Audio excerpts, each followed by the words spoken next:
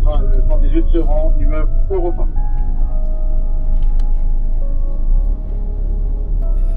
Centrale bien reçue 118. Saint-Denis lutte depuis plusieurs mois contre un phénomène de plus en plus préoccupant, les squats et les logements occupés illégalement. Ces lieux de vie précaires, souvent insalubres, cachent une réalité bien sombre, celle de la maltraitance animale. En effet, ces squats ne sont pas seulement des foyers d'occupation illégaux, ils sont aussi des refuges pour des animaux maltraités.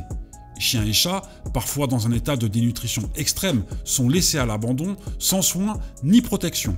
Le but pour nous, c'est de déceler des traces de vie de squatteurs ou de présence de chiens maltraités. On travaille en collaboration avec la police nationale et l'association APEBA.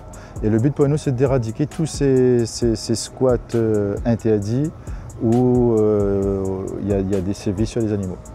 Pour répondre à cette situation alarmante, l'association APEBA, qui se consacre à la protection des animaux, et la ville de Saint-Denis ont décidé de prendre les choses en main. On est l'association qui lutte contre la maltraitance animale et notamment on intervient sur la lutte contre les squats et les tortures animales. Et on a un partenariat fort avec la mairie de Saint-Denis et la commune qui nous aide et qui nous soutient dans nos actions notamment de lutte contre ces actes de torture. Aujourd'hui, on faisait une tournée des squats et des lieux où il y a déjà eu des tortures animales, des actes de cruauté. Et on repassait dans certains sites pour voir s'il n'y avait pas encore des animaux détenus. Ensemble, la police municipale et l'association APEBA mènent des actions ciblées pour démanteler ces lieux de maltraitance et libérer ces animaux.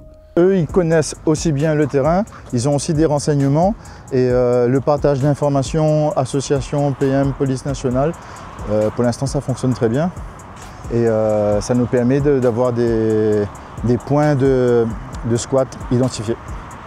Des efforts essentiels pour faire face à ce problème préoccupant. À Saint-Denis, la lutte contre les squats et la maltraitance animale continue et chaque jour, un peu plus d'espoir naît dans les rues de notre ville solidaire.